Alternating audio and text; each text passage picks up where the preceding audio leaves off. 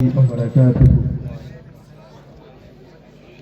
إن الحمد لله نحمده ونستعينه ونستغفره ونعوذ بالله من شرور أنفسنا ومن سيئات أعمالنا. من يهده الله فلا مضل له ومن يضلل فلا هادي له. ونشهد أن لا إله إلا الله وحده لا شريك له ونشهد أن محمدا عبده ورسوله. أما بعد، فإن خير الحديث كتاب الله وخير الهدي هدي محمد صلى الله عليه وسلم وشر الأمور محدثاتها وكل محدثة بدعة وكل بدعة ضلالة وكل ضلالة في النار. أعوذ بالله السميع العليم من الشيطان الرجيم من همزه ونفخه ونفسه. يا أيها الناس اتقوا ربكم الذي خلقكم من نفس واحدة وخلق منها زوجها وبث منهما رجالا كثيرا ونساء واتقوا الله الذي تساءلون به والأرحام إن الله كان عليكم رقيبا. يا أيها الذين آمنوا اتقوا الله وقولوا قولا سديدا يصلح لكم أعمالكم يغفر لكم ذنوبكم ومن يطع الله ورسوله فقد فاز فوزا عظيما. قال رب اشرح لي صدري ويسر لي أمري واحلل عقدة من لساني يفقهوا قولي. ربي زدني علما وزدني فهما. সমস্ত প্রশংসা সেই মহান সত্তা আল্লাহ সুবহানাহু ওয়া তাআলার জন্য, যিনি আমাদের সৃষ্টি করেছেন। শুধু সৃষ্টি করেননি, এই পৃথিবীতে সহস্র কোটি মাখলুকাত সৃষ্টি করার পরেও যিনি আমাদের এই মানুষ জাতিকে সর্বশ্রেষ্ঠ জাতি এবং সর্বশ্রেষ্ঠ নবী মুহাম্মদ আরবি সাল্লাল্লাহু আলাইহি ওয়াসাল্লামের উম্মত হিসেবে প্রেরণ করেছেন, সেই মহান সত্তা আল্লাহ সুবহানাহু ওয়া তাআলা সংক্ষিপ্ত শুকরিয়া সুজুদ আদায় করি তার নিজের শেখানো ভাষা দিয়ে। সকলে এক বাক্যে পড়ি আলহামদুলিল্লাহ। জামিয়া উম্মে সুমাইয়া লিল বানাতের উন্নতি কল্পে এবং পরিচালনায় আজ 9 ফেব্রুয়ারি 2026 সোমবার আজকের এই আলোচনা সভাটিকে সফল করার জন্য যারা সার্বিক দিক দিয়ে সাহায্য এবং সহযোগিতা করেছেন তাদের প্রত্যেকের নাম স্বতন্ত্রভাবে নিয়ে শুকরিয়া আদায় করা সম্ভব নয়। তারপরেও যারা অর্থ, শ্রম, অক্লান্ত পরিশ্রম, দোয়া এবং পরামর্শ দিয়ে সহযোগিতা করেছেন, আজকের এই আলোচনা সভাটি সফল করার উদ্দেশ্যে যারা সার্বিক দিক দিয়ে সাহায্য এবং সহযোগিতা করেছেন, আল্লাহ সুবহানাহু ওয়া তাআলা তুমি তাদের প্রত্যেকের নেক নিয়াত এবং নেক আমলগুলোকে কবুল করে নাও। সকলে পড়ি আমিন। মহান সত্তা আল্লাহ সুবহানাহু ওয়া তাআলার কাছে দোয়া, এই প্রার্থনা, আল্লাহ সুবহানাহু ওয়া তাআলা আমরা মানুষ, আমরা কম বেশি ছোট বড় ভুল ত্রুটি বিচ্যুতি গুনাহ পাপ অন্যায় করেই থাকি। আজকের এই আলোচনা সবার ওসিলায় আমাদের পেছনের ছোট ছোট গুনাহগুলোকে তুমি ক্ষমা করে দাও। সকলে পড়ি আমিন। সম্মানিত সুধী, বাদ মাগরিব থেকেই বিভিন্ন আলোচক তারা পবিত্র কোরআনুল কারীম এবং হাদিসে মুবারাকা থেকে অনেক গুরুত্বপূর্ণ আলোচনা আপনাদের সামনে পেশ করেছেন। আজকের এই আলোচনা সভার অন্তিম লগ্নে আপনাদের সামনে উপস্থিত হয়েছি একটি নির্দিষ্ট বিষয়ের উপরে কথা বলার জন্য। আজকে যে বিষয়ে গুরুত্বপূর্ণ আলোচনা হবে, আলোচ্য বিষয় মুসলিম উম্মার অনেকর কারণ। কি বললাম? কথা বলেন তো, কি বললাম? আলোচ্য বিষয় কি?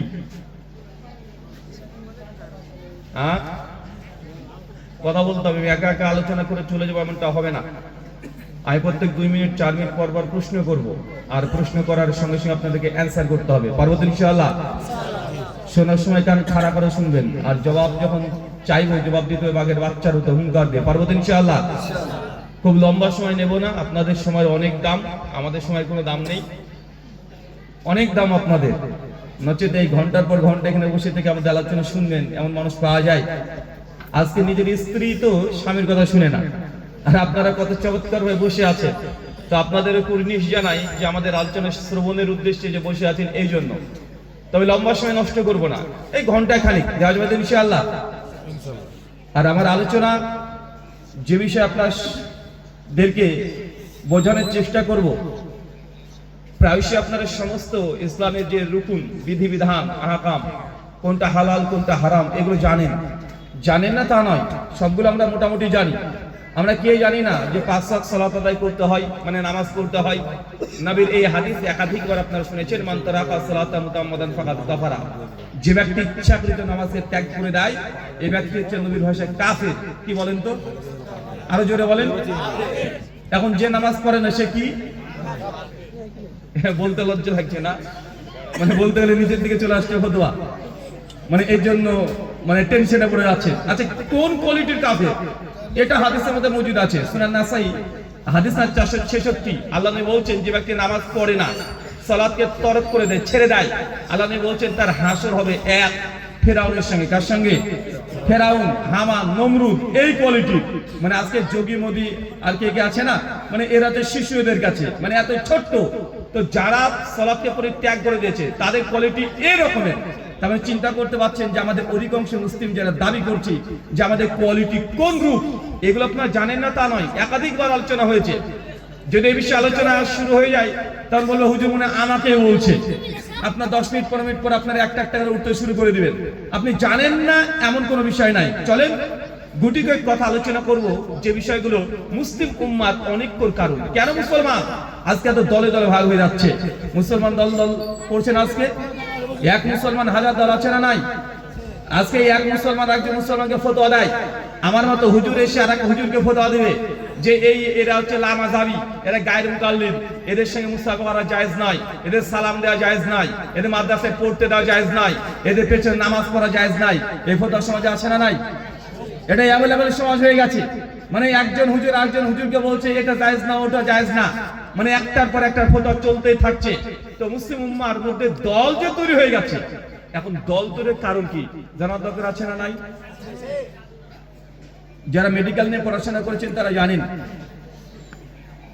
যখন কোনো রোগী, কোনো অসুস্থ ব্যক্তি ডাক্তারের কাছে আসবে, তো ডাক্তার প্রথমে ধরার চেষ্টা করে যে ব্যক্তির হয়েছে কি, তার সমস্যা কি, প্রবলেম কি হয়েছে।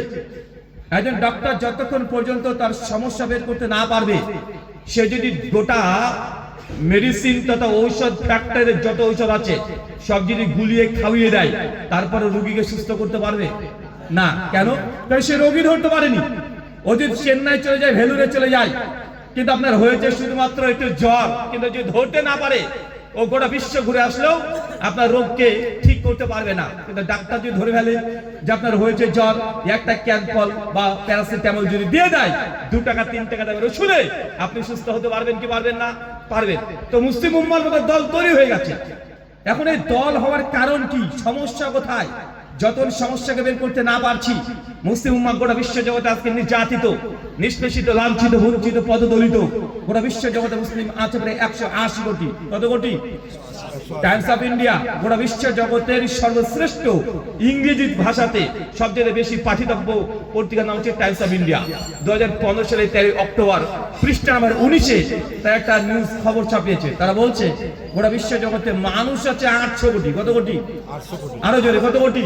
800 কোটি। 800 কোটি। আর 800 কোটি মানুষের মধ্যে ধর্ম আছে 4,500। কতগুলো? 4,500। আপনি কত ধর্মের নাম জানেন? হিন্দু, মুসলিম, বৌদ্ধ, জৈন, ইহুদি, খ্রিস্টান, এই সর্বোচ্চ 10টা ধর্মের নাম বলতে পারবেন না।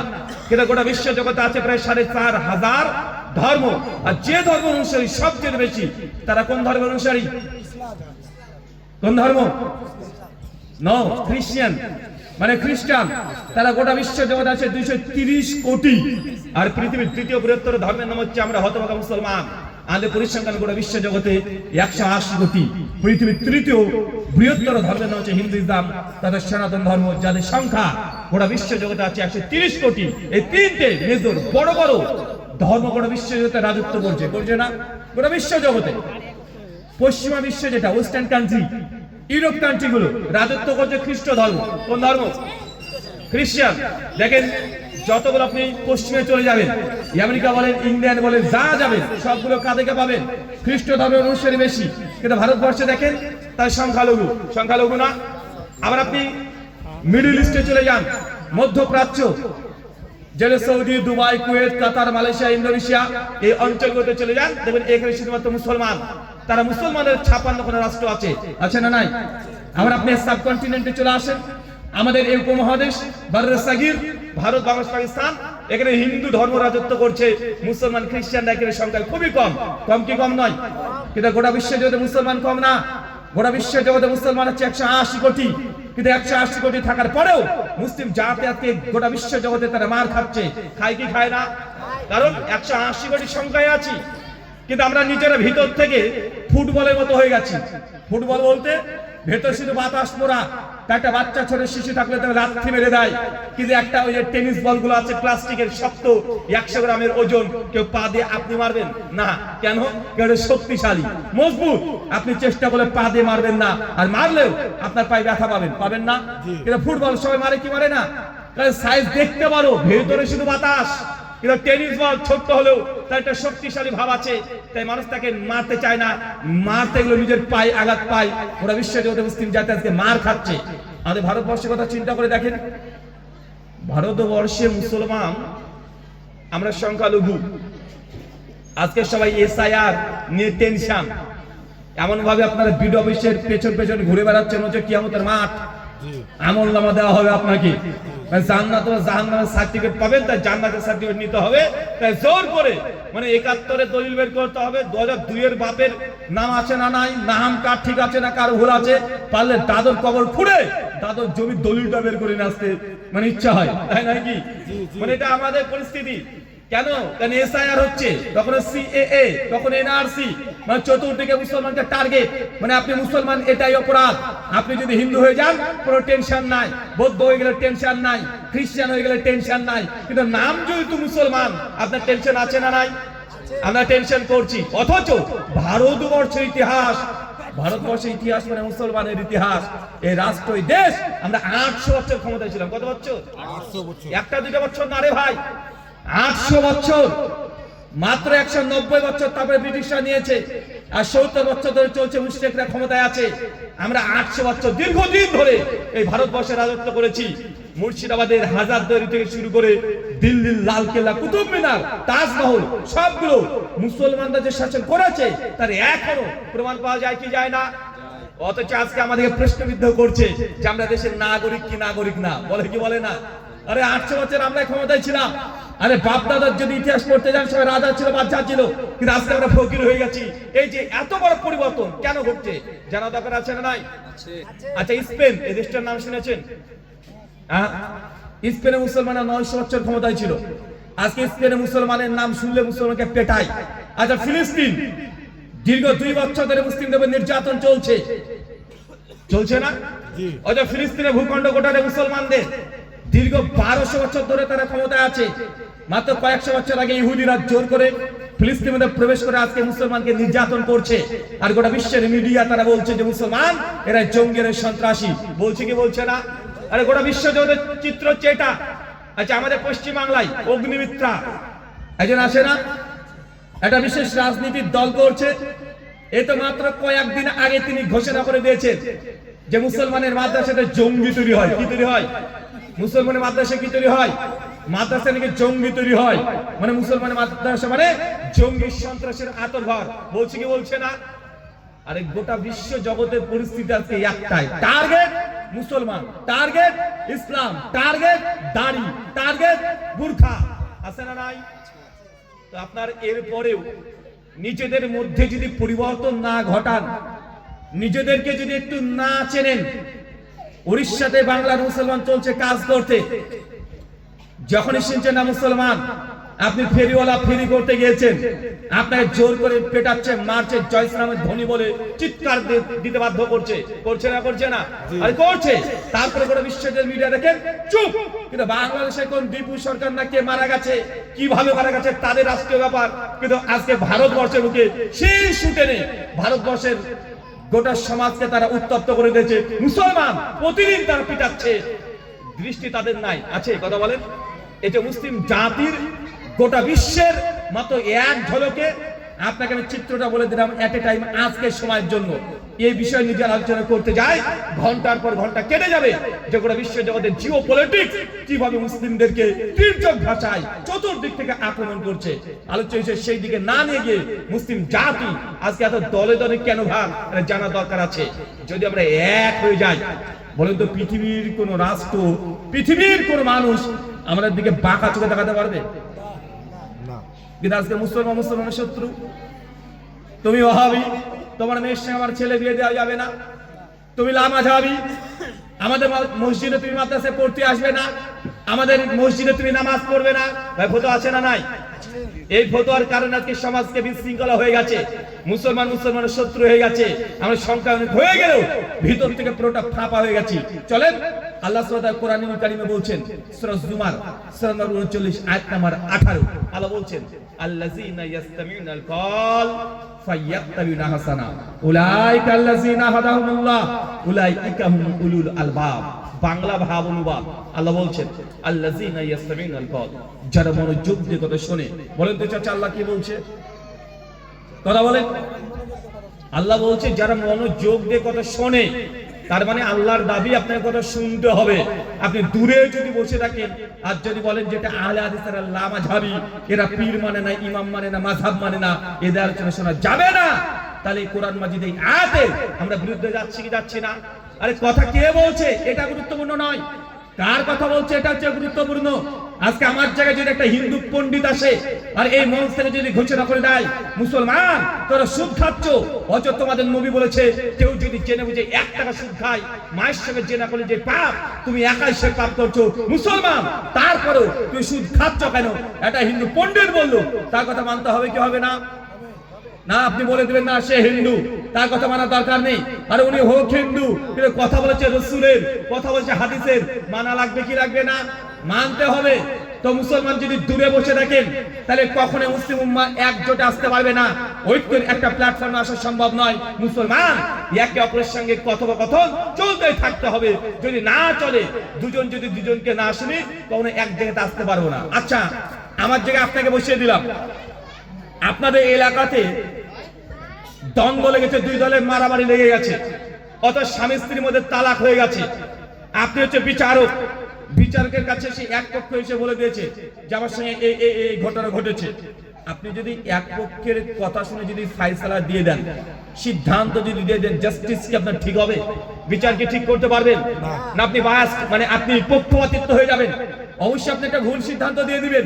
কেন এক পক্ষের কথা শুনে কখনো সিদ্ধান্ত দেওয়া সম্ভব না। যদি সিদ্ধান্ত দিতে হয়, 2 পক্ষের আলোচনা শুনতে হবে কি হবে না? অবশ্যই শুনতে হবে। আজকে মুসলমানের মধ্যে 1000টা দল তৈরি হয়ে গেছে। এ বলছে আমরা জান্নাতি, তুই জাহান্নামী, ওরা বলছে না আমরাই জান্নাতি, তুই জাহান্নামী। কিন্তু আমরা যদি এক অপরের কথা না শুনি, দূরে বসে থাকি, বলেন তো সমাধান করা সম্ভব না? ত্যাগের কথা শুনতে হবে। দেখেন, আমার কথা মানার দরকার নেই, আমার একটা কথা মানবেন না, 1 ঘন্টা আলোচনা করব, একটা কথা মানার দরকার নেই। যতক্ষণ আমার কথাটা আমি কোরআন বা হাদিস থেকে না বলি, এই কথা মানার দরকার নেই। আল্লাহ বলছেন আল্লাযীনা ইয়াসতামিউনাল কওল, যারা মনোযোগ দিয়ে কথা শোনে। কথা শুনলেন, সমস্যা নেই, মানার দরকার নেই। জীবনে কত ঘন্টার সময় নষ্ট করে দিয়েছে চাচা। বেদের মেয়ে জ্যোৎস্না দেখেছে 3 ঘন্টা ধরে, তাই না? কত সিনেমা দেখে ঘন্টার পর ঘন্টা সময় নষ্ট করে দিয়েছে। আপনি মনে করেন আজকে 1 ঘন্টা সময় নষ্ট করলাম, মানবো না, না মানবো মনে করে আপনি শুনেন। আল্লাহ তারপরে বলছে ফায়াত্তাবিউনা হাসানা, বক্তার কথা শুনবে, সব কথা মানার দরকার নেই, প্রয়োজন নেই। ফায়াত্তাবিউনা হাসানা, বক্তার ওই কথাই মানবে যে কথা সবচেয়ে দামি, ভালো কথা। চাচা কোন কথা মানতে হবে বক্তার? কোন কথাটা দামি কথা? এখন কোনটা দামি বুঝবো কিভাবে? এটা তো সমস্যা। এখন আপনার কাছে যদি কোনো বক্তা একটা গজল ভালো লাগে, আপনি ভাবছেন এটাই ভালো লাগলো, এটাই ভালো কথা। বা একটা হুজুর তো একটা গল্প বলেছে, সুন্দর করে গল্প বলেছে, আপনার কাছে মনে হলো যে না এটাই দামি কথা। বা কোনো এক হুজুর দেখা যাচ্ছে সে আপনাকে হাসানোর জন্য খেপার খেপির গল্প বলেছে, মনে হচ্ছে এটাই ভালো কথা। এবার আপনি এটাই মানছেন, মানে এটাই শুনছেন। ব্যাপারটা কি তাই না? আর ইসলাম হচ্ছে complete code of life, system of management এর কমপ্লিট হয়ে গেছে। প্রত্যেকটা কথা কোরআন সুন্নাহ দ্বারা প্রমাণিত। কোন কথা যে দামি কথা, ভালো কথা, এটা কি কোরআন হয়েছে নাই? আরে আছে। কোথায়? সে মুসলিম হাদিস নাম্বার 850 স্বয়ং নবী ব্যাখ্যা করে দিচ্ছে, ফা ইন্না খায়রাল হাদিসি কিতাবুল্লাহ, সবচেয়ে দামি কথা আল্লাহর কোরআনের কথা। কার কথা? আল্লাহর কোরআনের কথা দামি কথা। এই কথা যদি আপনার নিজের বিরুদ্ধে চলে যায়, সমাজের বিরুদ্ধে চলে যায়, বড় হুজুরের বিরুদ্ধে চলে যায়, তারপরেও আল্লাহ কোরআনের কথাই এটা দাবি কথা, এটা মেনে নিতে হবে। যদি মানেন তবে প্রকৃত মুসলমান।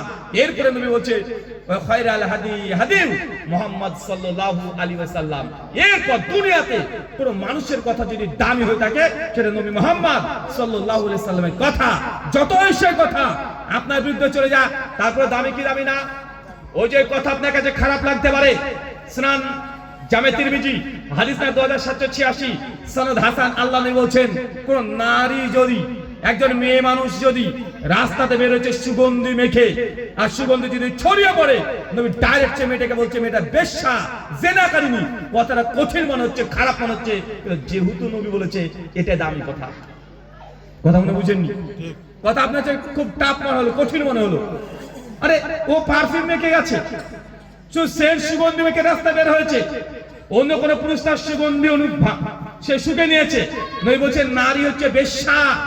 এখন আপনি মনে করতে পারেন আপনার স্ত্রী তো এইভাবে যায়, আপনার বোন তো এইভাবে যায়, আপনার মা তো এইভাবে যায়, তারপরে নবীর ভাষা অনুযায়ী এটা হচ্ছে চরিত্রহীন যারা, তাদের বৈশিষ্ট্য কথা খারাপ লাগতে পারে আপনার, তারপরেও নবী যেহেতু বলেছে আর মুসলিম দাবি করলে আপনাকে মানতে হবে এটা দামি কথা। পারবো তো ইনশাআল্লাহ? এটা হাদিস দেখি সহিহ বুখারী হাদিস নাম্বার 4317। আল্লাহ নবী বসে আছেন, হঠাৎ করে যে সাহাবী এসে বলছে ইয়া রাসূলুল্লাহ আমার ভাইয়ের পেটে খুব যন্ত্রণা হচ্ছে, ব্যথা, খুব যন্ত্রণা, ডায়রিয়া হয়ে গেছে। আল্লাহ নবী তখন বললেন যাও তোমার ভাইকে মধু খাও। কি বলেন তো? মধু, হানি, মধু খাও।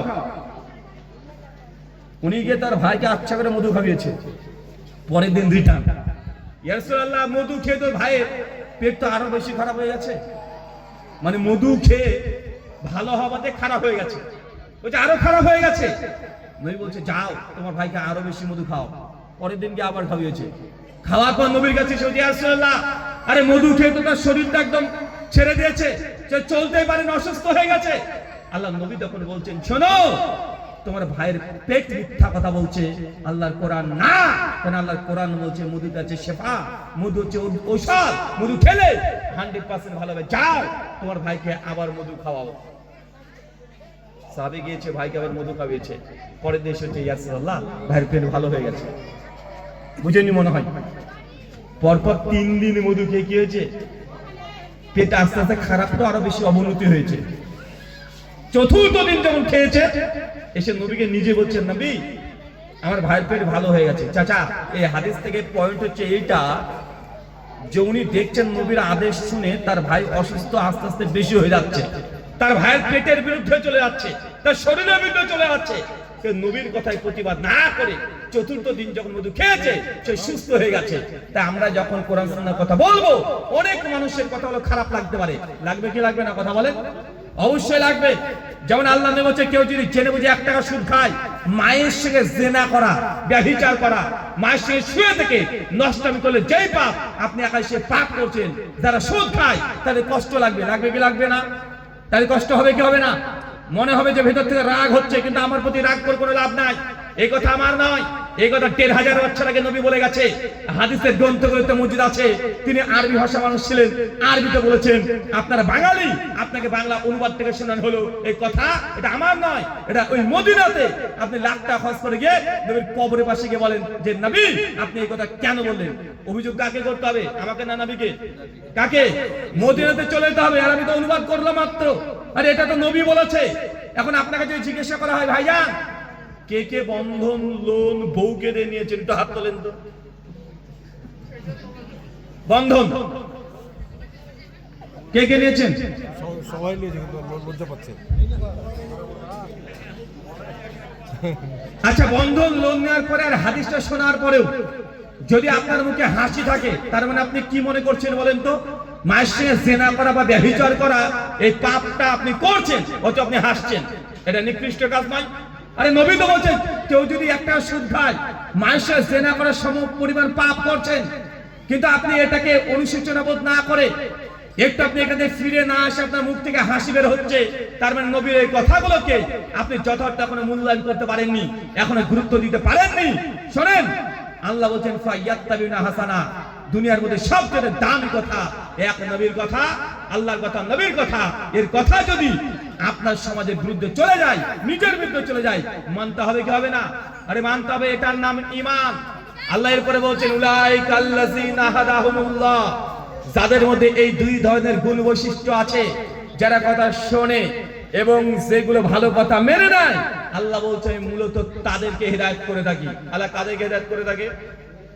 যাদের মানার মতো হৃদয় আছে, বক্ষটাকে প্রশস্ত করে দিয়েছে, তার এই ব্রেন, তার বুদ্ধিকে তালাবদ্ধ করে নাই, আল্লাহ তাদেরকে হেদায়েত দিয়ে থাকেন। আল্লাহ চাইলে ফেরাউনকে হেদায়েত দিতে পারতেন কি পারতেন না? আল্লাহ হেদায়েতের অভাব আছে চাচা? আল্লাহ হামানকে হেদায়েত দিতে পারতেন কি পারতেন না? আবু জাহেলকে দিতে পারতেন কি পারতেন না? আচ্ছা মোদিজিকে দিতে পারেন কি পারেন না? পারে তো নাকি? না আল্লাহর কাছে হেদায়েত মানে সব শেষ হয়ে গেছে ভান্ডার? আরে আল্লাহর কাছে তো আছে, কিন্তু হেদায়েত পাওয়ার জন্য শর্ত আছে। এক, কথা শুনতে হবে। তো মোদিজি তো শুনতে নারাজ, ও তো শুনতে যায় না, তা আল্লাহকে যেচে সেটাকে হেদায়েত দিয়ে যাবে না? আরে হেদায়েত পেতে হলে শুনতে হবে, দুই পক্ষের কথা শোনেন, তারপরে ইনশাআল্লাহ সমাধান পাবেন। মুসলমানের মধ্যে আজকে এরকম ক্যাটাগরি হয়ে গেছে যে ওই হুজুর, ওটা ওদের হুজুর, ওদের কথা শুনবো না, আমরা আমাদের শুধুমাত্র হুজুরের কথা শুনবো। আছে না নাই? গত বছর আমি বাংলাদেশে গিয়েছিলাম প্রোগ্রামে, প্রত্যেকবারই যেতে হয়। তো ফরিদপুর বলে একটা জেলা আছে, আর ওইখানে বেশিরভাগই আমাদের যারা জিলেপি, বুঝেন তো আবার জিলেপি, জি জি, ওই কোয়ালিটির মুসলিম ভাইরা আছে আমাদের। আমি যখন যাব তার কিছুদিন আগে থেকে পোস্টারিং করা হয়েছে যে ব্রাদার রাহুল হোসেন ভারত থেকে আসছেন, প্রচার হয়ে গেছে। কিন্তু এলাকার গ্রামবাসীর মানুষ তখন তারা আবার লিফলেট করেছে, মানে বিরোধিতা করার জন্য লিফলেট করেছে যে ভারত থেকে বক্তা আসে ব্রাদার রাহুল হোসেন, এর বক্তব্যকে বয়কট করেন, যে তার বক্তব্যের মাঠে যাবে তারা বেঈমান কাফের হয়ে যাবে, প্রচার করে দিয়েছে। এখন এই এলাকাতে সরগরম শুরু হয়ে গেছে। প্রোগ্রামের দিনে কমিটি পক্ষ ফোন করে বলছে রুহুল আমিন ভাই, মনে হয় আজকে আমরা বক্তব্যটা আপনাকে রাখতে পারবো না, আপনি স্টেজে তুলতে পারবো না, আপনি বাদে অন্য বক্তা যদি আলোচনা করে ঠিক আছে, আপনাকে স্টেজে তুলবে না, দিচ্ছে না। আমি যখন চলে গিয়েছি আমি বললাম সমস্যা নেই, কি হয়েছে? চতুর্দিকে দেখছি পুলিশ প্রশাসন সব এসে রেডি। আমি বললাম যে ঠিক আছে, আপনাদের যিনি অফিসার আছেন তার সঙ্গে আমাকে কিছু সময় দেন, আমি একটু কথা বলি, স্টেজে উঠবো না ঠিক আছে, তার সঙ্গে একটু কথা বলিনি আগে। তো যখন স্যার আসছেন, আমি কথা বলতে বলতে একটা পর্যায়ে বললাম, দেখেন স্যার, আসলে আমি কথা বলার পরে বেশি আলোচনা করিনি, 40 থেকে 50 1 ঘন্টা আলোচনা করি, আর তারপর 30 মিনিট যে সময় থাকে আমি প্রশ্নোত্তর পর্ব রাখি। আচ্ছা আমি তো মানুষ, আমার দ্বারা ভুল হতে পারে কি পারে না? 100% হবে। কুল্লু বানি আদম খাত্তাউন, প্রত্যেক আদম সন্তান ভুলকারী, ভুল হবে নিশ্চিত। আজকে ঘন্টা ব্যাপী আলোচনা করব, আমার আলোচনাতেও আজকে ভুল হতেই পারে, এটা স্বাভাবিক। সুনান তিরমিজি হাদিস 2499 বলছেন মানুষ মাত্রই তার দ্বারা ভুল হবে। তো আমি এই জন্য আলোচনার পরে 30 মিনিট সময় রেখে দিই, যেন আমার ভুলগুলো অডিয়েন্স, দর্শক যারা আছে তা ধরে দিতে পারে যে রাহুল ভাই আপনি এই কথাটা ভুল বলেছেন, এটা আপনার অধিকার আছে। আমি যা মন চাই তাই বলে দিয়ে চলে যাবো, হতে পারে না। আমার দ্বারা ভুল হলে আপনি সংশোধন করে দিতে পারেন, এটাই হচ্ছে ইসলামের মূল নীতি। আচ্ছা নামাজ পড়ছেন মসজিদে, ইমাম সাহেব সূরা ফাতিহা পড়েছে ঠিক আছে, এরপর সূরা গাশিয়া পড়তে গিয়ে মাঝখানে ভুল ভাল করে ফেলেছে, পিছনে যে সূরা গাশিয়া মুখস্থ আছে সে ভুল ধরতে পারবে কি পারবে না? সে লুকমা দেবে কি দেবে না? এখন আপনি যদি মনে করেন না না ইমাম সাহেব তাকে তো লুকমা দেওয়া যাবে না, তাহলে পেস্টিজ পাংচার হয়ে যেতে পারে। এখন লুকমা কি মসজিদের মধ্যে দিবেন না বাইরে থেকে কানে কানে দিবেন? কোথায় দিতে হবে? আরে মসজিদের মধ্যে দিতে হবে। আর ইসলাম এটাই শিক্ষা দিয়েছে, প্রকাশ্যে জনগণের সামনে যদি আমি ভুল করি, জনগণের সামনে ধরতে হবে। যদি ব্যক্তিগত যদি ভুল করি, ব্যক্তিগত পার্সোনাল আমাকে জানাতে হবে। এই জন্য নামাজের মধ্যে শ্রেষ্ঠ ইবাদত, তার মধ্যে ভুল হলে পেছনে যারা মুসল্লি আছে তারা সংশোধন করে দেবে প্রকাশ্যে। তা আমার যদি ভুল হয়, অফিসারকে বললাম আলোচনা হবে 1 ঘন্টা 30 মিনিট আমি সময় রেখে দেবো, যারা বলছে যে আলোচনা করতে দেবে না তাদেরকে সুযোগ দিয়ে দিবেন, যেন আমার ভুল ধরে দেখিয়ে দেয়, আমি 30 মিনিট সময় তাদের জন্য দেবো। তো আমার এই কথা শুনে অফিসার খুব খুশি হয়ে গেছে, বলছে হুজুর আপনি তো ঠিক কথা বলেছেন, এমনই তো হওয়া উচিত। তো যে কারো অনেক কথা বললাম, উনি তখন রাজি হয়ে গেল। অফিসার তখন বলছে ঠিক আছে, আমাদের নেতৃত্বে আপনার প্রোগ্রাম হবে। স্টেজের চতুর্দিকে পুলিশ অফিসার সব ঘিরে ধরে রেখে দিয়েছে, চতুর্দিকে আছে, চতুর্দিকে ছড়িয়ে আছে, 3-4 গাড়ি পুলিশ একসঙ্গে এসেছে। কেন? একটা ঝামেলা হয়ে যেতে পারে। আমি যখন বক্তব্য দিতে উঠলাম, বক্তব্য ঘন্টা ব্যাপী দিলাম। আমি তারপরে বললাম প্রশ্ন করুন, মাইক দেওয়া আছে মাঝখানে। দেখছি আমাদের হুজুরা উঁচু উঁচু টুপি পরে 350 মার্কা জর্দা পানকে বুখারী মুসলিম আহমদ তিরমিজি বগলার মাথায় দেবেন, চলে এসেছে মাইকের কাছে, এসে তখন বলছে হুজুর বলেন নবীজি নূরের তৈরি না মাটির তৈরি? আছে দে ঠেলা। আবার আমাকে আবার সালামও দেয়নি, কেন আমি ওহাবি, তাদের পথ অনুযায়ী ওহাবিকার মানে সালাম দেখা যাবে না। আমি তখন বলছি যে ভাইজান আসলে আমি কি এই বিষয়ে আলোচনা করেছি? আমি তো করিনি এই বিষয়ে। ওই যে না আপনাকে বলতে হবে নবীজি নূরের তৈরি না মাটির তৈরি। খুব গরম আছে, কি আবার এত গরম কি আবার? উনি তখন বলছে যে বলতেই হবে। আমি তখন একটু, উনি যদি বেকা চলে তো আমাকে একটু তো বেকা চলতেই হবে। আমি তখন বললাম যে সমস্যা নাই, আমরা তো ভারতের মানুষ গো, তো আমরা ভারতের মানুষ নবীজিকে মনে করি চিনির তৈরি। কেন চিনি মিষ্টি, আর আমার নবী এই চিনি চাইতে বেশি মিষ্টি আমার কাছে, এই জন্য চিনির তৈরি। উনি তো ওই আপনি ঠিক করে উত্তর দেন, মানে উনি চাচ্ছেন হয় নূর বলবো না মাটি বলবো, আর উনি এটাও জানে মাটির তৈরি বলে দেবো। আর মাটির তৈরি বললেই এই স্টেজ মাহফিলটাকে নষ্ট করে দিবে, একটা ঝামেলা শুরু করে দিতে পারবে। আমি তখন বলছি আমার নবী আমার কাছে কোহিনূর হীরার চাইতে দামি, আমার নবী তো হীরের তৈরি, তো তোমার নবী কিসের তৈরি? যখন এই কথা বলেছি উনি তখন মানে কি বলবে, মানে ওই সময় উনার ভাষায় প্রকাশ করতে পারেনি। আপনি সব উল্টা পাল্টা বলছেন, ওই বলে মাইক ছেড়ে দিয়ে চলে যাচ্ছে। আমি তখন অফিসার আছে স্যারকে বললাম যে স্যার ধরেন আজকে জনগণ এখানে আমার আলোচনা শুনতে এসেছে, রাত্রি 12টার দিকে বাড়িতে ফিরবে, আর এই মতো অবস্থাতে কোনো পুলিশ অফিসার যদি চাচা আপনার বাড়িতে যায়, গেটটাকে নক করেছে, গেট খুলে দিয়েছে চাচি, কে অমুক ব্যক্তি আছে না নেই, কে হয় আপনার? আমার স্বামী হয়। কোথায় গিয়েছে? ওয়াজ মাহফিল শুনতে। কখন আসবে? রাত্রি 12টার পরে। আচ্ছা শোনেন, আপনার স্বামী যদি বাড়িতে আসে দ্রুত থানাতে যেতে বলবেন, দরকার আছে।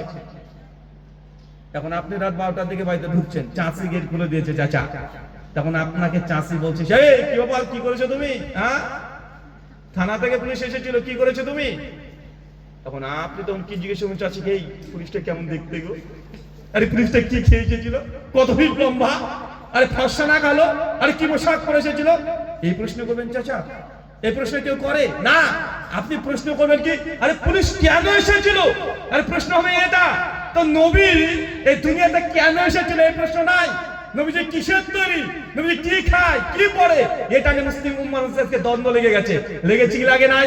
আরে নবী কেন এসেছিল, তিনি কি করতে এসেছিল, উম্মতকে কি দিয়েছে, কোনটা নিষেধ করেছে, কোনটা করতে বলেছে। আরে আমাদের জানার দরকার এইটা, নবীজি চিনির তৈরি না মিষ্টির তৈরি, না লোহার তৈরি না নূরের তৈরি, এটা জেনে আপনার কি এমন একটা উপকার হবে। কিন্তু আমাদের সমাজ আজকে এটা মূল আমাদের ফাউন্ডেশন হয়ে গেছে, ইসলামিক ফাউন্ডেশন মানে এটা নবীজি চিনির তৈরি না নূরের তৈরি না মাটির তৈরি। এই ঝামেলা চলছে, চলছে কি চলছে না? শোনেন চাচা, পৃথিবীতে অনেক জিনিস আছে যেগুলো আমরা জানি তবে ভুল জানি, অনেক জিনিস আছে, কিন্তু যখন এই কথাগুলো বলতে যাই তখন মনে করে মানুষ যে আমরা ফিতনা করছি, বা আমরা সমাজের উল্টো স্রোতে কথা বলতে গিয়ে বলে যে এরা নতুন নতুন কথা বলছে, বলে কি বলে না? আচ্ছা চলেন কয়েকটা জিনিস দেখায় আপনাকে যে আপনি ভুল জানেন, এটা আপনি স্বীকার করবেন। বলবো? আচ্ছা যুবক তরুণদেরকে দিয়ে শুরু করি। 14ই ফেব্রুয়ারি আসছে না, বলো তো কি দিন এটা? আরে ইংরেজিতে বল, বাংলাতে বলে দিন। Valentine day. বাংলাতে কি বলেন? ভালোবাসা দিবস। আচ্ছা মাধ্যমিক পড়েছো কে কে, একটু হাত তোলো তো। মাধ্যমিক দিয়েছো যারা, এমপি মাধ্যমিক একজন দিয়েছে মাত্র না? আচ্ছা ঠিক আছে। আচ্ছা ভ্যালেন্টাইন ডে এর বাংলা মানে পৃথিবীর কোন ডিকশনারিতে আছে ভালোবাসা দিবস? আমাকে একটু দেখান তো, আমি দেখতে ইচ্ছা হয়।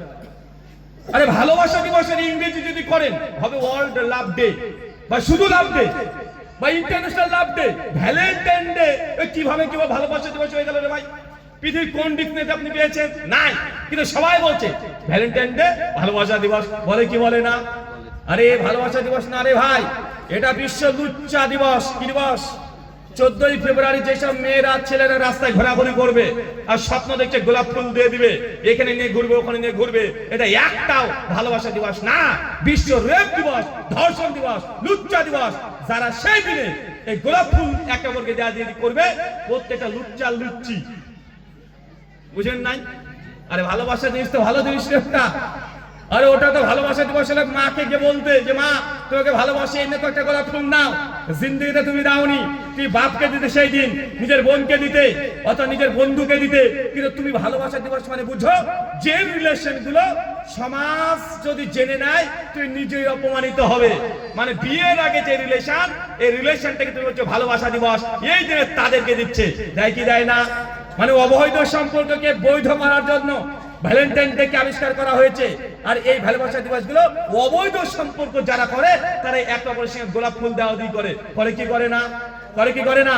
এটা আপনি করছেন। আচ্ছা, আর একটা প্রশ্ন আপনাকে প্রশ্ন করি, বলেন তো 25শে ডিসেম্বর এটা কি দিন? আরো জোরে বলেন। 25শে ডিসেম্বর বড়দিন, তাই তো? আচ্ছা চাচা, ডিসেম্বর মাস এটা আজ থেকে 1 মাস আগে চলে গেল, তাই না? জি। আচ্ছা, ডিসেম্বর মাসে এটা শীতকাল ছিল না গরমকাল? শীতকাল। এদিকে কি গরম ছিল নাকি?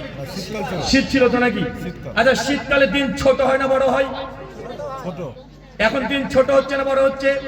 এখন দিন আস্তে আস্তে বড় হচ্ছে। কিন্তু শীতকালে কি হয়? দিন ছোট হয়। আর গরমকালে দিন হয় বড়, রাত হয় ছোট। তো 25শে ডিসেম্বর এটা শীতকাল যদি থাকে তো দিন ছোট না বড়? হ্যাঁ, ছোট। আর দিন তো ছোট আর রাত হবে বড়। কিন্তু গোটা বিশ্বের মানুষ বলছে 25শে ডিসেম্বর এটা নাকি বড় দিন, বলে কি বলে না? আরে দেখছেন আপনি যে ডিসেম্বর মাস শীতকাল, দিন ছোট রে বাবা, কিন্তু রাত হচ্ছে অনেক বড় শীতকালে। কিন্তু গোটা বিশ্বের মানুষ বলছে না না না না না এটাই বড় দিন। এখন আমি যদি বলতে যে আপনি বলেন যে আমি উল্টো কথা বললাম, কিন্তু আপনি নিজে উল্টো বিশ্বাস করেন, আছে না নাই? চাচা, এলাকাতে ক্ষেত খামার মাঠ ঘাট অনেক দেখলাম, মাঠে দেখবেন আপনার গরুটাকে বেঁধে রেখেছেন, কিছুক্ষণ পরে এসে একটা সাপ এসে আপনার গরু দুধ খেয়ে পালিয়ে যায়। ওই সাপটার নাম কি? কি নাম? ডারহাস। বাপরে বাপ, নাম হচ্ছে বিখ্যাত নাম। তার মানে সাপ এসে আপনার দুধ খেয়ে পালিয়ে যায় গরু, তাই না? আচ্ছা, যারা মোটামুটি একটু বিজ্ঞান সায়েন্স নিয়ে ঘাটাঘাটি করেছেন, এখনকার যুগে ভুলভাল বক্তব্য দেওয়ার যুগ শেষ হয়ে গেছে। কেন? এখন ইন্টারনেটের যুগ, গুগল হাফেজাহুল্লাহ আছে। এখন যদি প্রশ্ন লিখে দেন সাপ কি দুধ খায়, ভাই উত্তর দেবে কি দেবে না? গুগল এখন ওল্ড ভার্সন হয়ে গেছে, এখন তো চ্যাট জিপিটির যুগ, এআই। এখন ডিপসিক, গ্রক, কতগুলো সাইট চলে এসেছে। যদি আপনি এখনই লিখেন সাপ কি দুধ খায়, এখনই উত্তর চলে এসেছে সাপ দুধ খায় না, সাপ দুধ খেতে পারে না। জোর করে সাপকে দুধ খাইয়ে দিলে সাপ মাত্র 6 থেকে 7 ঘন্টা পর চিটপটা মরে মরে থাকবে। কেন? দুধকে খাওয়ার পরে হজম করতে হবে কি হবে না? এই হজম করার জন্য যে এনজাইম দরকার, যে আমাদের পরিপাকতন্ত্রের দরকার, সাপের শরীরে সেই এনজাইম, সে হজম শক্তি নাই, তাই জোর করে খাইয়ে দেন, তারপরেও সে বেঁচে থাকতে পারবে না। কিন্তু বাঙালি বলছে সাপ নাকি দুধ খেয়ে পালিয়ে যায়। উত্তরপ্রদেশ যোগীরাজ্যে একটা মন্দির আছে, নাগ পঞ্চমীর দিন, ওই দিনে আমাদের হিন্দু দাদা যারা ভক্ত আছে তাকে অপমান করতে চায় না, তারা তাদের ধর্ম করতে পারে, সমস্যা নেই। কিন্তু নাগ পঞ্চমীর দিনে দেখবেন তারা সাপকে দুধ দিতে যায় কি যায় না? সাপকে দুধ দিতে যায়। তো উত্তরপ্রদেশের মন্দিরে প্রত্যেক নাগ পঞ্চমীর দিনে লাখ লাখ কেজি দুধ ওই মন্দিরে দেয়। তো ভারতবর্ষের কিছু আবার সেকুলার আছে, তারাও হিন্দু, মুসলমান না। তো সেই সময়তে তাদের মাথায় চিন্তা যে বিজ্ঞানে বই বললাম যে সাপ দুধ খায় না, তো মন্দিরে তো দুধ খায় কে? তাহলে কে খায়? ওনার তদন্ত করতে শুরু করে দিলেন। কিছুদিন তদন্ত করার পরে দেখছে যে মন্দিরে যেই জায়গাতে দুধ ঢালে ওর তল দিয়ে একটা মোটা পাইপ করা আছে। ওই পাইপ তখন মন্দিরের পেছনে চলে গেছে, গিয়ে বড় বড় ড্রাম লোড হচ্ছে, আর ট্রাকে করে ওই দুধ আবার দোকানে গিয়ে বিক্রি করছে মন্দিরের সামনে। আবার ভক্ত কিনে আবার মন্দিরে দেয়, আবার পিছন দিক দিয়ে ট্রাক লোড হয়ে দোকানে যায়, দোকান থেকে আবার ভক্তরা কিনে, মানে এক দুধ 1000 বার বিক্রি হচ্ছে। কারণ সাপ তো দুধ খায় না, কিন্তু হিন্দু দাদারা তারপরে মনে করে যে সাপ ইনিও একটা ভগবান, ইয়ে হচ্ছে দুধ খায়, তাকে ভক্তি ভরে দুধ দেয় কি দেয় না? কথা বলে দেয় কি দেয় না? কিন্তু এখন আমরা যদি বলি যে ভাই বিজ্ঞান দ্বারা প্রমাণিত সাপ দুধ খেতে পারে না, তখন আমাকে বলবে ইয়ে হচ্ছে জঙ্গি। ভাই আমি ভাই সব বলতে পারি না। এক কাজ করি, দেখি তো চ্যাট জিপিটি খুলি, একে জিজ্ঞাসা করি, আমাকে তুমি মুসলমান, তুমি বলেছো মানে তুমি জঙ্গি, মানে আমাকে তুলে না নিয়ে চলে যাই। দেন কি বলছে?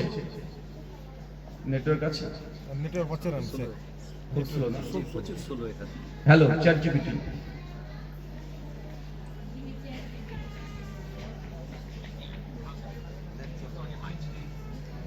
বাংলাতে বলতে হবে সাপ কি দুধ খায়? সাপ কি দুধ খায়? একটা মজার প্রশ্ন। সাপ সাধারণত দুধ খায় না, তাদের খাদ্য হলো ছোট প্রাণী বা অন্য প্রোটিন সমৃদ্ধ খাবার। এখন চেয়ার ছুটি দেবে মুসলমান বলে দেয় না যেন বাস, যে আমাদের ধর্মের বিরোধিতা করছে। জি জি জি চেয়ার ছুটিও বলছে ও জানে যে সাপ দুধ খায় না, আর আপনি রিসার্চ করেন, গবেষণা করেন, খায় না, জোর করে খাওয়াতে পারবেন না। কেউ সমাজে আসে না, নাই চলছে কি চলছে না, চলছে, মানুষ এটাকে ধর্ম মনে করছে। আরে আপনি তো অনেক কিছুই জানেন, দেখবেন গ্রামগঞ্জে দেখবেন কোনো বাড়িতে যদি সাপ ঢুকতো, তো যারা সাপ ধরে তাকে কি বলে, সাপুরে বলে না, সাপুরে দেখবেন একটা বাঁশি নিয়ে বিন বাজায়, আর মানে বিন বাজায়, আর সাপ নাকি বাইরে বেরিয়ে চলে আসে। চাচা সাপের কানই নাই, ও শুনতেই পায় না। মানে আপনি যদি জোরে জোরে যে দুমদাম যদি আপনি তার সামনে যদি ডিজে বাজিয়ে দেন না, তারপরে ও কিছু শুনতে পাবে না। কিন্তু বিন বাজাচ্ছে তাই ফসফস কেন করে, ও শুনতে পায় না, ও দেখতে পায়। যখন ওই বিনটা বারবার তার দিকে নড়াচ্ছে, ও তখন ভাবছে যে তাকে আক্রমণ করবে মনে হয়, মারবে মনে হয়, তাই সেলফ ডিফেন্সের জন্য ওই সাপ তখন ছবল তুলে। ও শুনতে পায় না, ও দেখতে পায়। কিন্তু আমাদের সমাজে তাও বলবে না, না সাপের কাছে বিন বাজাবেই, আর আপনি সাপকে দুধ খাওয়াবেন কেন? ওই যে বেদের মেচুসনাথ আপনি দেখেছেন, আগেকার সিনেমাতে দেখেছেন, কেউ যদি সাপ যদি কাউকে কেটে যে দুধ খেয়েছে ভালো হয়ে গেছে, তো সিনেমাতে তো অনেক কিছু দেখা যায়, মানুষের বাচ্চা নাকি হাতে তুলে নিচে শুয়ে পড়ে আর মানুষ থেকে সাপ হয়ে যায়, দেখা যায় কি যায় না?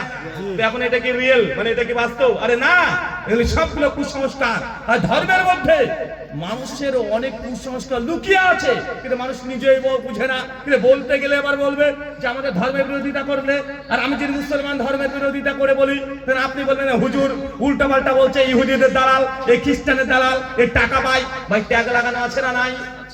আচ্ছা আপনাকে আর একটা প্রশ্ন করি তাহলে, আচ্ছা বলেন তো আশরাফুল মাখলুকাত কে? জোরে বলেন। মানে সৃষ্টির সেরা আশরাফুল মাখলুকাত হচ্ছে মানুষ। সবাই একমাত্র ইনশাআল্লাহ?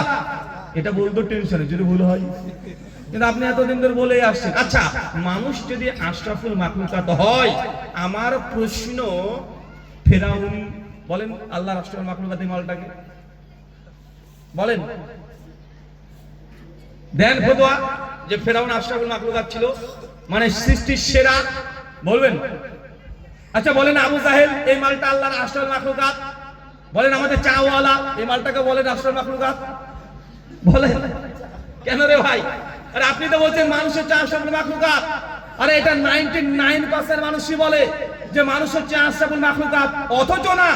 ইমাম ইবনে কাইয়িম আয-যাওজিয়্যি রাহিমাহুল্লাহ তার বিখ্যাত গ্রন্থ আছে জাদুল, তার বিখ্যাত গ্রন্থ আল ইলামুল মুওয়াক্কিন ফি রাব্বুল আলামিন, দ্বিতীয় খণ্ডের 167 নম্বর পৃষ্ঠায় আলোচনা করে বলছেন যে মানুষ যে আশরাফুল মাখলুকাত, এটা সঠিক তথ্য না। মানুষের মধ্যে আশরাফুল মাখলুকাত আছে, মানুষের মধ্যে যারা মুমিন, যারা ইমানদার, তারাই হচ্ছে আশরাফুল মাখলুকাত। আর যারা বেঈমান, যারা ঈমান আনে নাই, সবসময় আল্লাহর নবীর বিরুদ্ধে তীব্র নিন্দা সমালোচনা করে, হচ্ছে শাররুল বারিয়া, এরা সৃষ্টির নিকৃষ্ট, সূরা বাইয়িনাত তোমার 7। কিন্তু আমরা ঢালা বয়সে মানুষকে আশরাফুল মাখলুকাত বলে দিই, বলি কি বলি না? বললে তো ওই মালগুলোকে বলতে হবে, ওই যে ফেরাউন, ওই যে টাক যা আছে সবগুলোকে বলতে হবে এটা আল্লাহর এক একটা আশরাফুল মাখলুকাত, বলতে রাজি হবেন? কেউ বলবেন? কিন্তু আমাদের মধ্যে ছোট্ট ছোট ভুল আছে, আছে না নাই? আর আপনাকে আমি ঘন্টা ব্যাপী বলে যেতে পারবো শুধু এইভাবে। আচ্ছা আরেকটা বলি, চাচা দাজ্জালের কোন চোখখানা? আপনি তো আপনার বউকে কথা বলতে উল্টো পাল্টা হলে বলে দাজ্জাল মেয়ে কোথাকার, মানে এটা আপনার একটা ফতোয়া ডাইরেক্ট। কেউ উল্টো পাল্টা বলে দাজ্জাল কোথাকার, আমরা বলি কি বলি না? আচ্ছা দাজ্জালের কোন চোখখানা? চাচা বলেছে ডান চোখ। আর বলেন বা চোখ, বাহ। আর দাজ্জালের চোখ কি নাই? মাশাআল্লাহ। আর না ঠিক এটা বল। আরে বল রে ভাই। আচ্ছা দাজ্জালের চোখটা কোথায়? কপালে। কত ইঞ্জিনিয়ার বসে আছে রে ভাই। জি জি জি আর বলেন দাজ্জালের চোখ সম্পর্কে বলেন, দাজ্জালের কয় চোখ না? কয়টা চোখ? দাজ্জালে একটাই চোখ। আচ্ছা দাজ্জালে যে একটা চোখ কোন হাদিসে পেয়েছে? দাজ্জালের কপালে যে চোখ আছে এটাই বা কোন হাদিসে পেলেন? কিভাবে বাঙালির মধ্যে যে একটা ভ্রান্ত ধারণা ঢুকে গেছে যে দাজ্জালে একটা চোখ, বলছে কপালের চোখ। কি রে ভাই পেয়েছো কোথায়? শোনেন দাজ্জালের একটা চোখ না, দাজ্জালের দুটোই চোখ আছে। কটা চোখ আছে? দুটোই চোখ।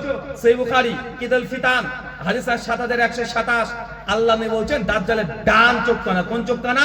ডান চোখ কানা। এটা দেখতে কেমন? নবী বলছে আঙ্গুর ফলের মতো ফোলা। মানে বেচারা কানা, তার চোখে সে কিছু দেখতে পায় না, ডান চোখে কিছুই দেখতে পায় না। আর সুনান ইবনে মাজাহ কিতাব ফিতানে আসছে হাদিস না 4071, শেখ আলবানী, শেখ শুআইব আরনাউত, ইমাম হাজার, ইমাম জাহাবি সকলে এই হাদিসকে সহিহ বলেছে। উনি বলছেন দাজ্জালের বাম চোখ কানা, তবে এই বাম চোখটা যে ত্রুটিপূর্ণ, তার এই যে চামড়া, এই কপালের চামড়া আর এই চোখের এই অংশগুলো সব ঝলসানো। কথা বুঝতে পারছেন?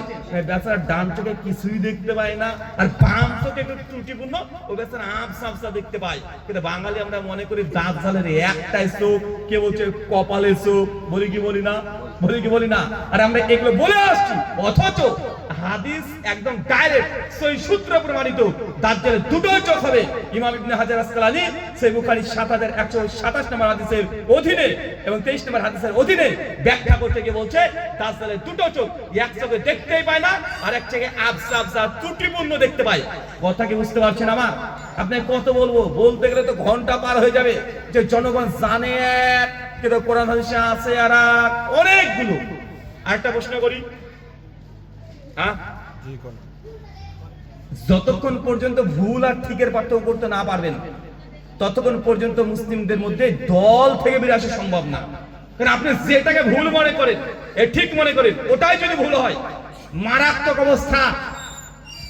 না জানার চাইতে ভুল জানা বেশি ক্ষতিকর। কি বললাম? না জানা চাইতে যে জানে না, এ সমাজের জন্য যত ক্ষতিকর, তার চাইতে যে জানে তবে ভুল জানে, এ তার চাইতে ডবল ক্ষতিকর। এটা উদাহরণ দিয়ে বুঝতে পারবেন। ধরুন চাচারা বসে আছেন এখানে, বয়স 50, 60, 70 বয়স হয়ে গেছে। এখন আমি জানি চাচা আরবি কোরআন মাজিদ দেখে দেখে পড়তে পারে না, কিন্তু নামাজ পড়ছে 50 বছর ধরে, সূরা ফাতিহা শিখেছে উচ্চারণ বাংলা পড়ে পড়ে। এখন চাচা তার জন্য বাংলা পড়ে যদি সূরা ফাতিহা পড়ে, তার তাজবিদ মাখরাজ ঠিক থাকবে? নিঃসন্দেহে থাকবে না। পড়তে গেলে ভুলভাল উচ্চারণ করবে, করবে কি করবে না?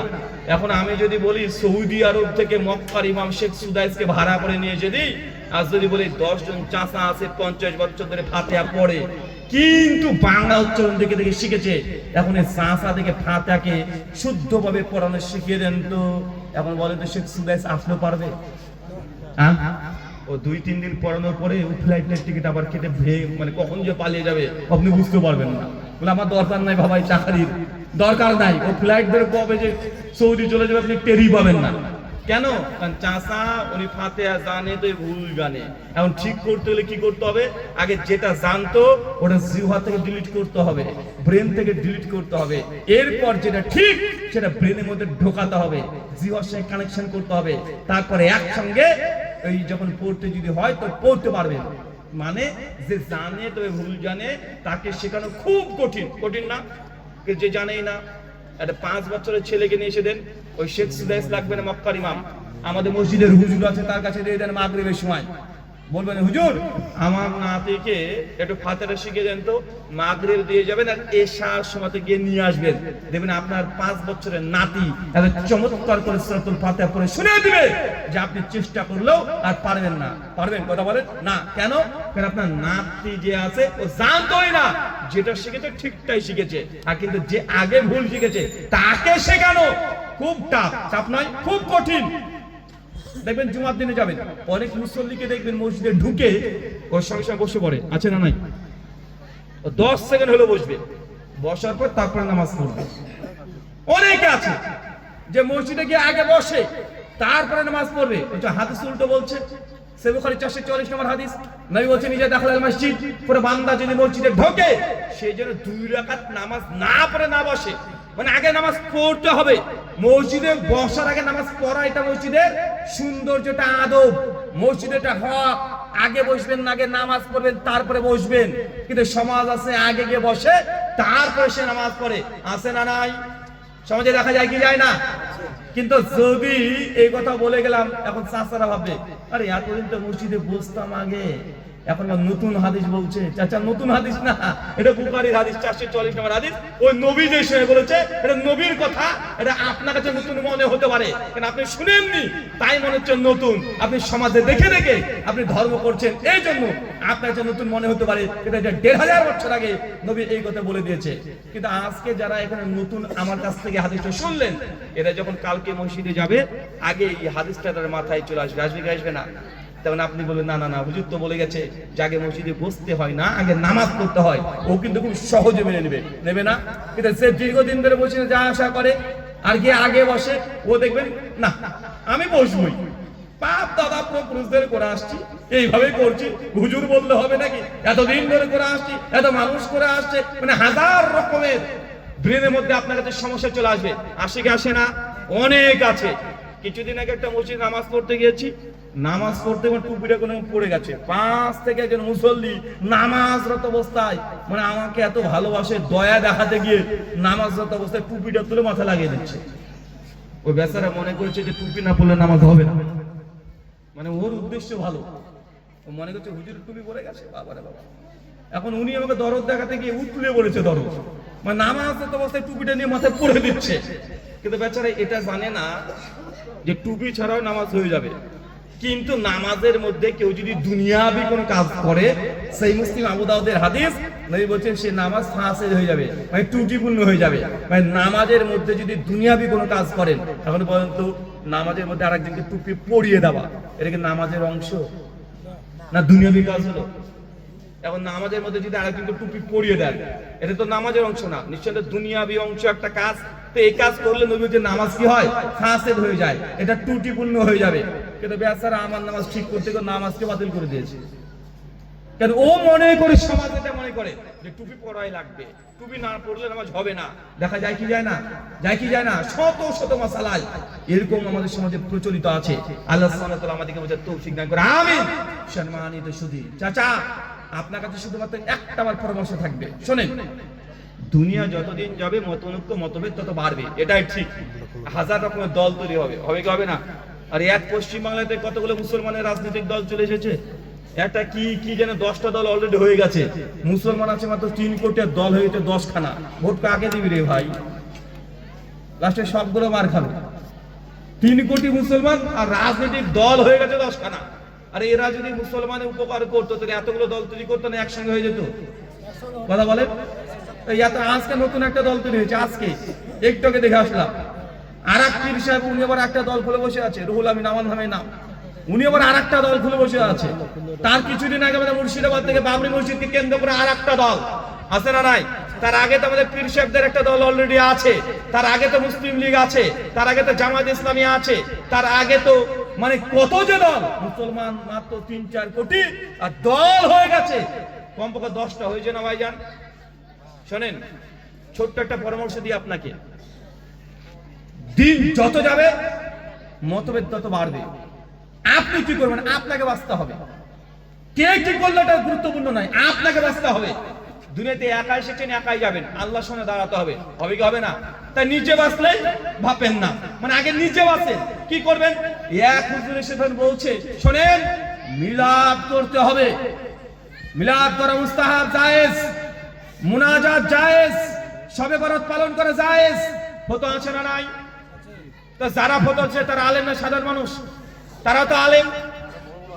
তারা 20 বছর 22 বছরের মাদ্রাসায় পড়েছে, 40 বছরের বুখারী দাস দিচ্ছে, তাদের 22 হাত পাগড়ি পরা আছে, 3.5 হাত জুব্বা পরেছে, আর জিব্বাতে ফতোয়া দিচ্ছে, আছে না নাই? আবার যারা আর একটা দল দেবেন, ওরা শুনে না না মিলাদ করা বেদাত, শবে বরাত করা বেদাত, মুনাজাত করা বেদাত। বলে এই দলে আলেম আছে না নাই? এই দলে পাগড়ি পরা হুজুর আছে না নাই? এরাও মক্কা মদিনা থেকে পড়ে এসে তারাও ফতোয়া দিচ্ছে, এরাও আরবিতে কথা বলতে পারে, এরা 20 বছর ধরে মাদ্রাসায় পড়েছে, এরা 40 বছর ধরে মাদ্রাসায় পড়াচ্ছে, এরা বুখারীর দাস দিচ্ছে, আছে না নাই? তো চাচা, দুই দলে তো বড় বড় হুজুর, তো আপনি সাধারণ খেজুর খাবেন? সাধারণ মানুষ আপনি কি করবেন? এ হুজুর বলছে জায়েজ, এরা বলছে বেদাত, ফতোয়া আছে না নাই? দুজনই হুজুর, আপনি কোনটা করবেন? বিপদটা আমাদের, জনগণের, তাই না? যে কার ফতোয়া ঠিক? এই দল বলে গেল জায়েজ, এই দল এসে বলছে না জায়েজ, বেদাত। সহজ সমাধান শুনেন, যারা বলছে মিলাদ জায়েজ, মুনাজাত জায়েজ, শবে বরাত জায়েজ, বা আরো ইটিসি যতগুলো আছে সবগুলো জায়েজ বলে। আচ্ছা, জায়েজ কাজ করলে কি হয়? যদি মিলাদ করেন কি হবে? নেকি হবে। যে শবে বরাতের দিনে রোজা রাখেন তাই কি হবে? নেকি হবে। ধর আপনি এগুলো জায়েজ মনে করে করলেন, তো এতে ফলাফল কি? নেকি। কিন্তু কোনটা যে ঠিক এটা আপনার জানা নাই, জনগণ সাধারণ মানুষ। আল্লাহর দরবারে বিচারের দিনে দেখছেন যে হুজুর বলেছিল মিলাদ জায়েজ, কিয়াম জায়েজ, সবরত জায়েজ, আল্লাহর দরবারে ওই হুজুরের ফতোয়াটা ঠিক হয়ে গেল। আর যদি ঠিক হয়ে যায়, কি পেয়েছেন তাহলে এতদিন ধরে? নেকি পেয়েছেন। আর যারা করেনি তারা কি পেল? নেকি পেল না। তা নেকি পায়নি, তার নেকি কম। তো যারা করছে তাদের কি হবে? নেকি বেশি। পাহাড়ের সমান নেকি হয়ে গেছে দেখা যাচ্ছে করে করে। এটা দেখা যাচ্ছে আল্লাহর দরবারে এই দলের হুজুরের ফতোয়া ঠিক হয়ে গেল। যারা বলেছিল মিলাদ করা বেদাত, সবরাত করা বেদাত, মুনাজাত করা বেদাত, আর বেদাত করলে কি? কুল্লু বিদাতুন দালালা, প্রত্যেক বেদাত হচ্ছে ভ্রষ্টতা, যার পরিণাম জাহান্নাম। যদি আল্লাহর দরবারে এই হুজুরের ফতোয়া ঠিক হয়ে যায়, চাচা তাহলে আপনি কি করবেন?